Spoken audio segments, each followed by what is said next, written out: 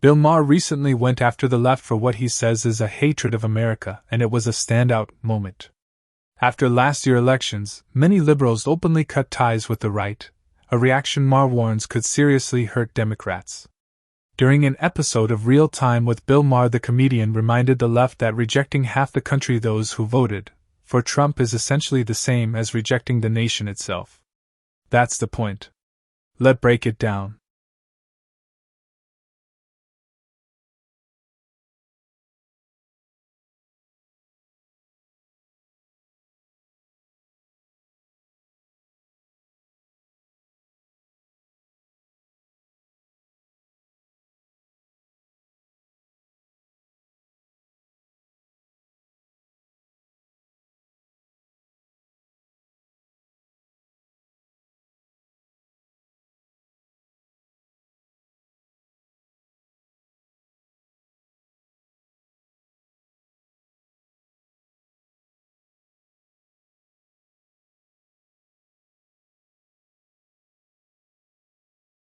That Bill Maher at his best, delivering uncomfortable truths that cut through the dominant narrative. For years, many black liberals have argued that they aren't truly free in America and that opportunities for success are steadily disappearing. It's a grim outlook, repeated so often that it rarely questioned. But Maher pushes back by relying on data rather than slogans or viral outrage. He points to statistics suggesting that this view doesn't fully match reality.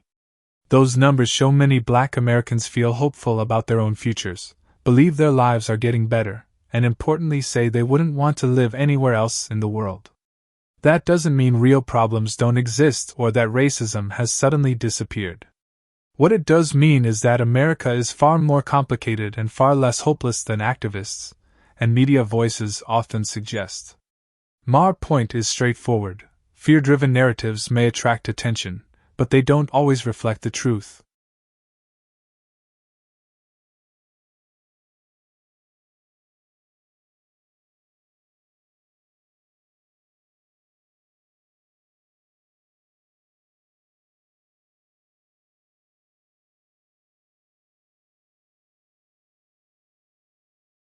Maher is clearly done with woke, performative politics, and he no longer feels the need to cushion his criticism. He goes straight at what he sees as blatant hypocrisy. If every public event begins with an acknowledgement that the land once belonged to a Native American tribe, then follow that logic to its conclusion: return the land, or stop pretending. Maher's point isn't anti-Native American, it's anti-nonsense. These ritualized acknowledgements accomplish nothing, fix nothing, and cost those making them absolutely nothing. Their sole purpose is to signal moral virtue, not to deliver real justice. That's what makes the practice feel so empty and, frankly, condescending. Genuine accountability requires sacrifice, not scripted apologies read from a teleprompter. Instead, woke politics has turned into performance art, loud, self-righteous, and completely detached from reality. Maher calls it what it is: hollow gestures that allow elites to feel righteous while avoiding any real consequences. And he clearly had enough.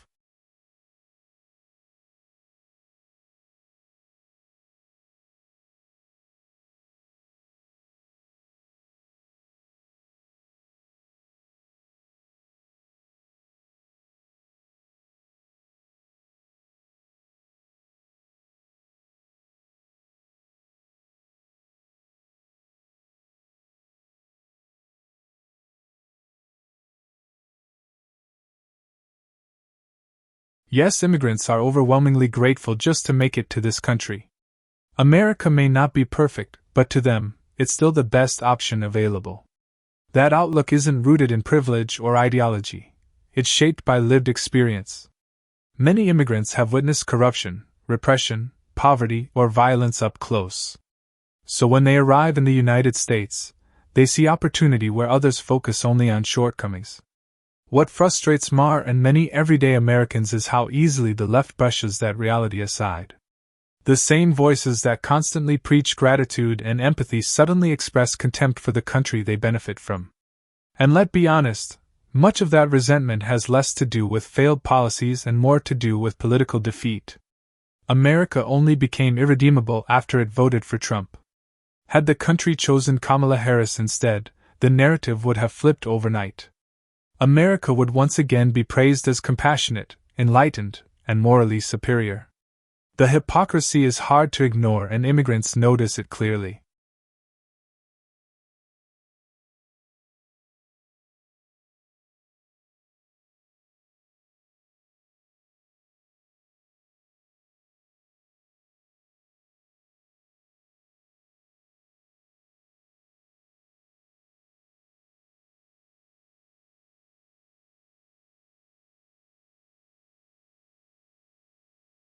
But the contradiction remains, and it impossible to overlook.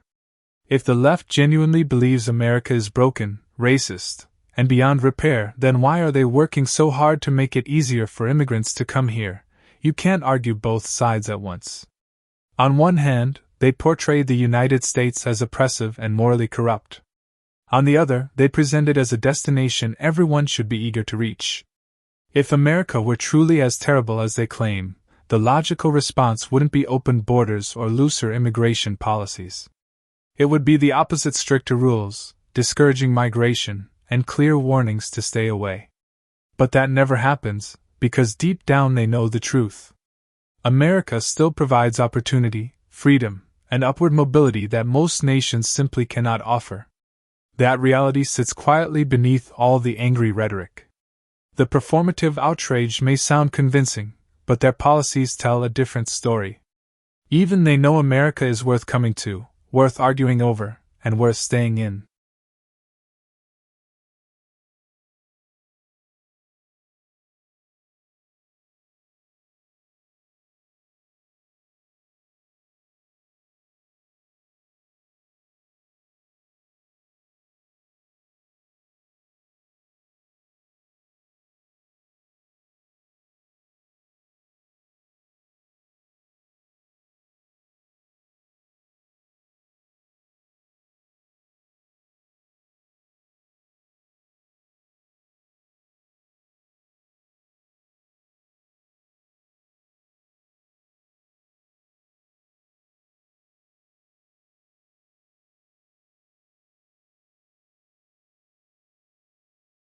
When you strip away the noise, the performative outrage, and the endless moral posturing, one truth still stands out. America remains an extraordinary place to live. Not flawless and not above criticism, but fundamentally different from much of the world in ways that truly matter. The freedoms Americans enjoy, speech, dissent, due process, opportunity, are not standard features of modern life. They are rare, fragile, and often taken for granted by those who benefit from them most. Bill Maher's frustration speaks directly to that blind spot. You can't constantly label a country evil while enjoying protections others would risk everything to gain. You can't mock leaders, protest openly, break rules, and face minimal consequences, then claim you're living under tyranny. Perspective matters. Immigrants understand it. People who have lived under real authoritarian regimes understand it. America's loudest critics often don't. That doesn't mean the country shouldn't improve, it should. But progress begins with honesty, not exaggeration, and gratitude, not contempt. The real danger isn't that America is uniquely oppressive. It's that its freedoms are so secure, people forget they're there at all. And once that happens, losing them becomes far easier than anyone expects.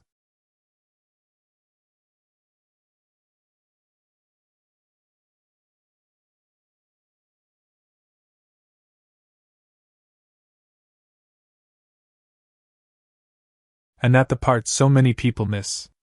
The freedoms Americans often take for granted are not guaranteed elsewhere, not even in Europe, which is frequently portrayed as morally superior. In the United States, free speech is a foundational right, not a privilege handed down by the government. You can criticize leaders, ridicule institutions, and express unpopular views without fearing a knock at the door. In places like Great Britain, that line is far less clear. Speech laws there allow authorities to investigate or intervene over comments labeled harmful, inciting, or dangerous even when no violence is involved. That reality surprises many Americans because it clashes with what freedom is supposed to mean. This isn't about defending hate or disorder.